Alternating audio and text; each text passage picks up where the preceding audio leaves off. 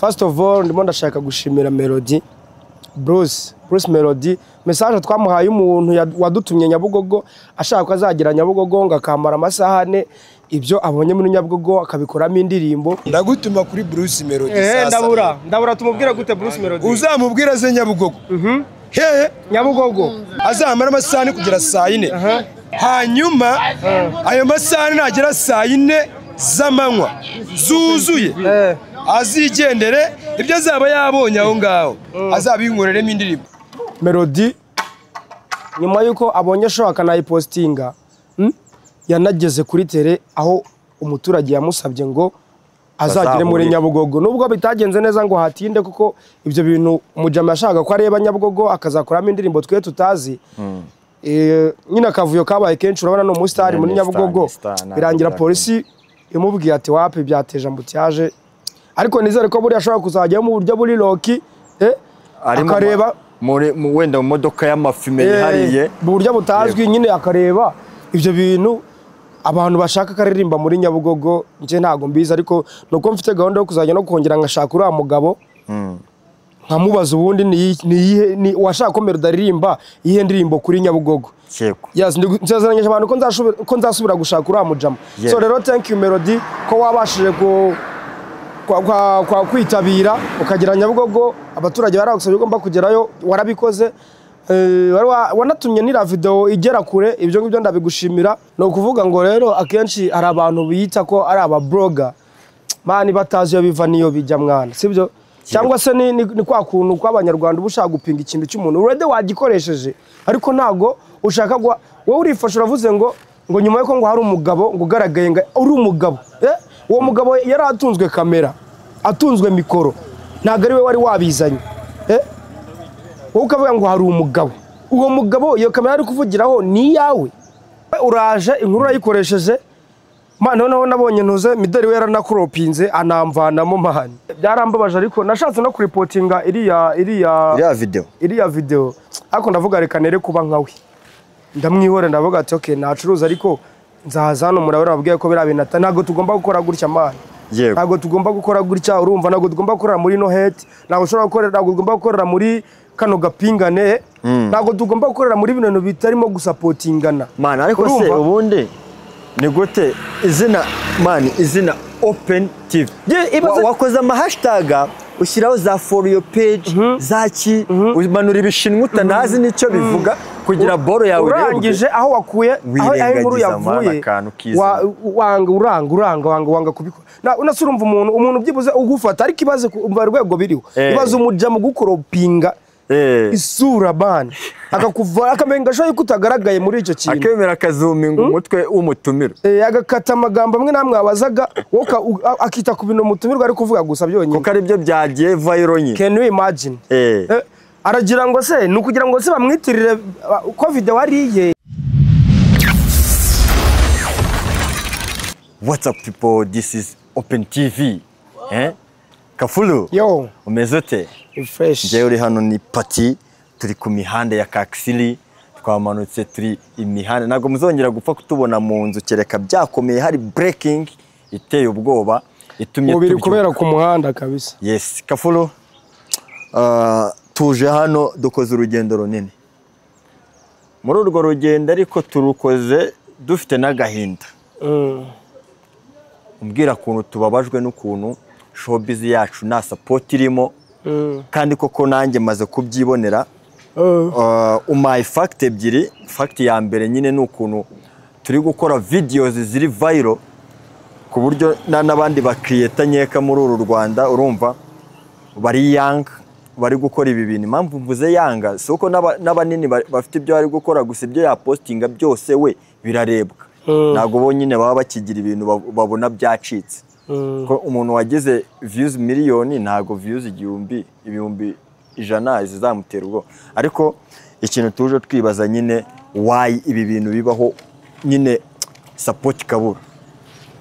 First of all ndimo ndashaka gushimira Melody Bruce Melody message twamuhaye umuntu wadutumye Nyabugogo ashaka ko azagira Nyabugogo ngakamara amasaha ane ibyo abonye muri Nyabugogo akabikoramo indirimbo. Melody nyuma yuko abonye show akanayipostinga yanageze kuri tere aho umuturage yamusabye ngo azagere muri Nyabugogo nubwo bitagenze neza ngo hatinde kuko ibyo bintu umujama yashaka ko areba Nyabugogo akazakoramo indirimbo twe tutazi nyina kavuyo kabaye kenshi urabona no mu star muri Nyabugogo birangira polisi imubwiye ati wapi byateje ambutiyaje ariko nizere ko buri ashobora kuzajya mu buryo buri loki akareba wenda mu modoka y'amafime yihariye mu buryo butazwi nyine akareba ibyo bintu abantu bashaka karirimba muri Nyabugogo nje ntago mbiza ariko nuko mfite gahunda yo kuzajya no kongera ngashaka uriya mugabo nkamubaza ubundi ni washaka ko Melody aririmba ihe ndirimbo kuri Nyabugogo yego yes nzazananyije abantu ko nzasubira gushaka uriya mujama so rero thank you Melody ko wabashije kwa kwitabira ukagira Nyabugogo abaturage baragusabye ugomba kugerayo warabikoze wanatumye nira video igera kure ibyo ngibyo ndabigushimira gusa ariko numva bitagarukira aho ngaho numva bitagarukira aho ngaho nyine wamenya ngo se wa muntu wari wagiye gukora iriya nkuru we biti yego we biti ko warabipostinze ni we byafashije cyane kurusha twebwe twagiye gukora iriya nkuru rero nyuma yo gupostinga video abantu bakayireba nyine ikajya viral kuriya buriya wari no kwifata nyine ntago ndi umuntu wo gupfusha ubusatu nk'umuntu wakoze iriya nkuru urabona ko ushaka no kumara akazi mfite ikintu nakora mu baturage tukamenya ngo uhagaze gute mu baturage nkajya menya indirimbo ya Melody ikunzwe mu baturage niyihe kuko nyine wabonye ko nabishobora rero ntago ndi umuntu wo kwirengagizwa usibye n'ibyo ngibyo niyo wavuga ati wa mujene wakoze ya nkuru ya Nyabugogo inkuru yatumbagiye nka kuriya niyo twahagarana na mani ubimbazaho ubundi wagize igitekerezo gute yakubaza wabibyakiriye gute abantu bakona turi kumwe maye ubunyubatse mani nk'umuntu muto yandaceka maze no kurambirwa hano bantu banyamakuru bita ba showbiz bigira ba showbiz ariko atari yo bakora igihe kindi bakimara mu matiko bose baziye ku mazina y'abahanzi ariko akanya bafata time bakavuga ku matiku cyane ugasanga nta ndirimbo irimo nta musana urimo rero umuntu nkanye ngiye uje ndi kuvuga ku muziki uri kumva nkajya kuri tere nkamenya ngo abahanzi bakunzwe kuri tere ni bande nkamenya indirimbo ikunzwe nyine nkakora ikintu nka kiriya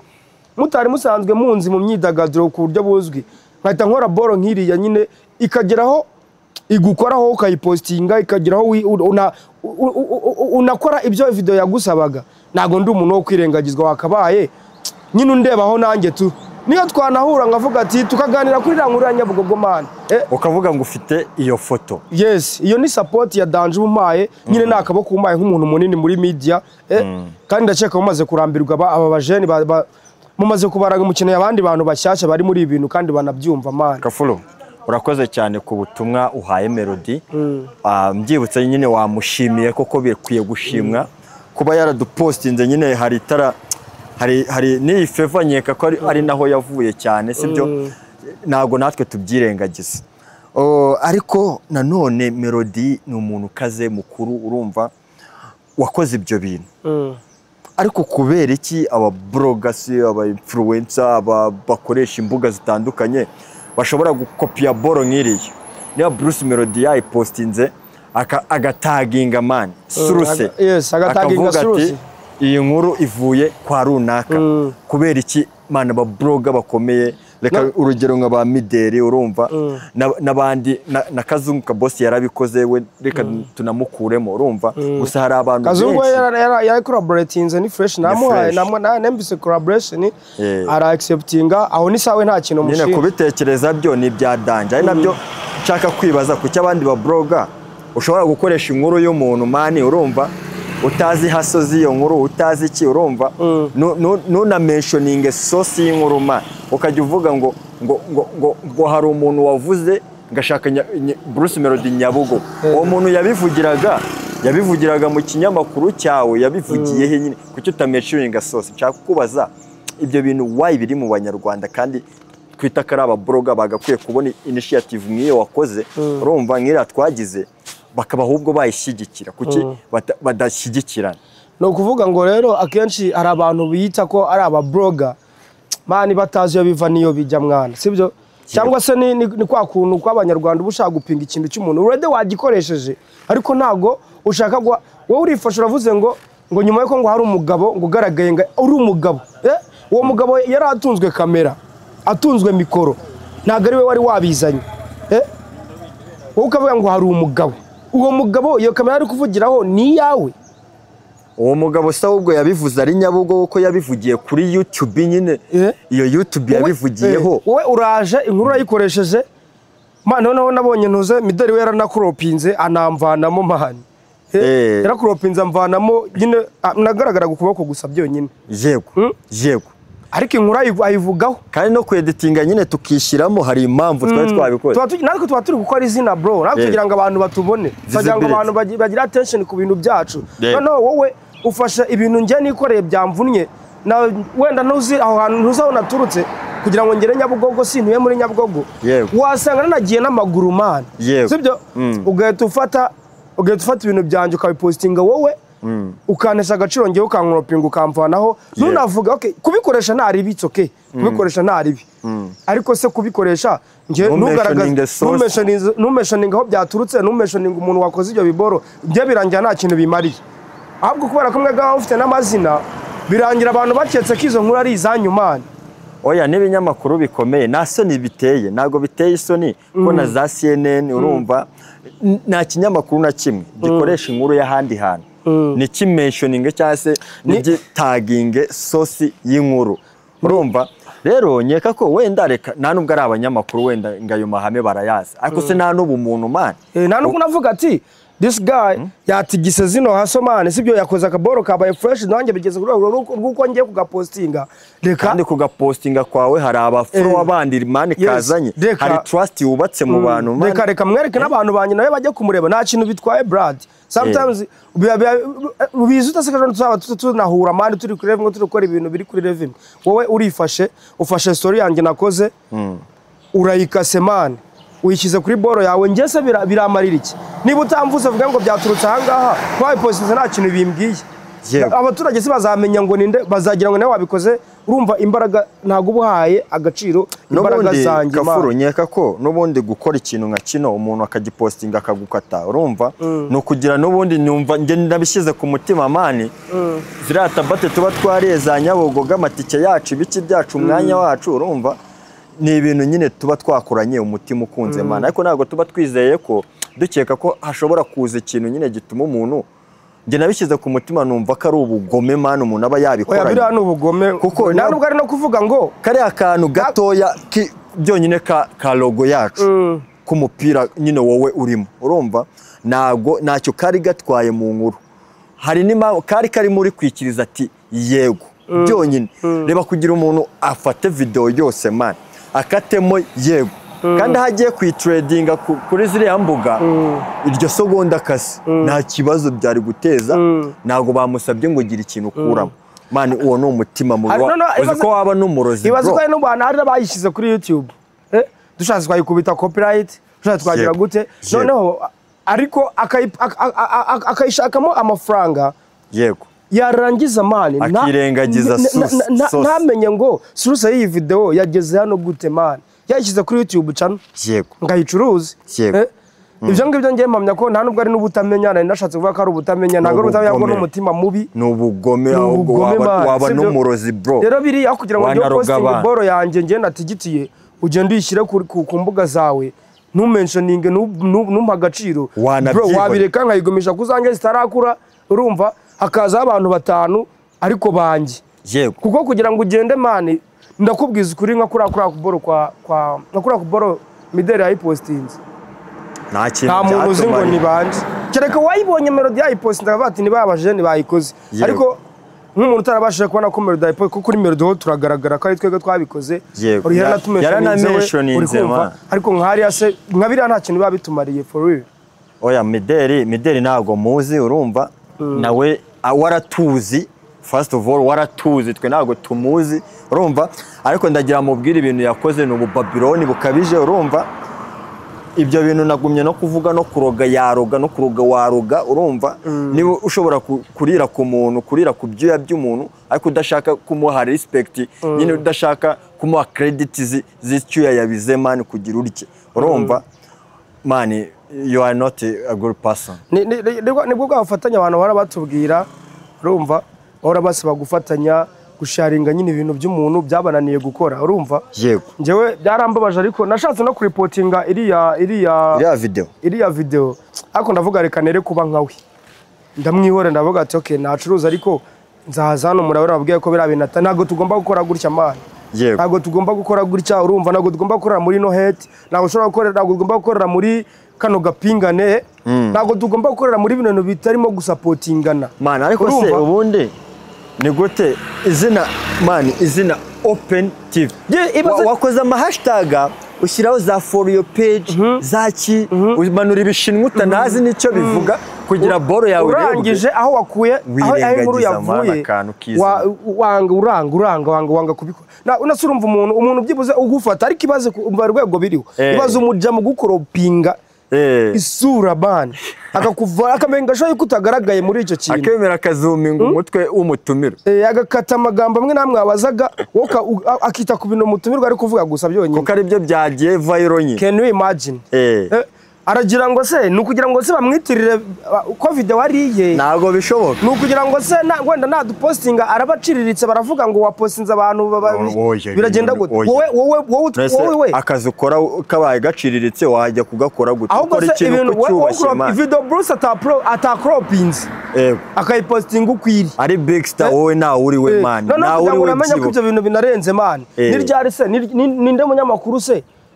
ninde munyamakuru wakoze boro nkiriya Melody ko agakurikiza ubusabe bw'umuntu kugira ngo umenye ko binarenze Melody yagiye Nyabugogo kubera boro twakoze Open TV man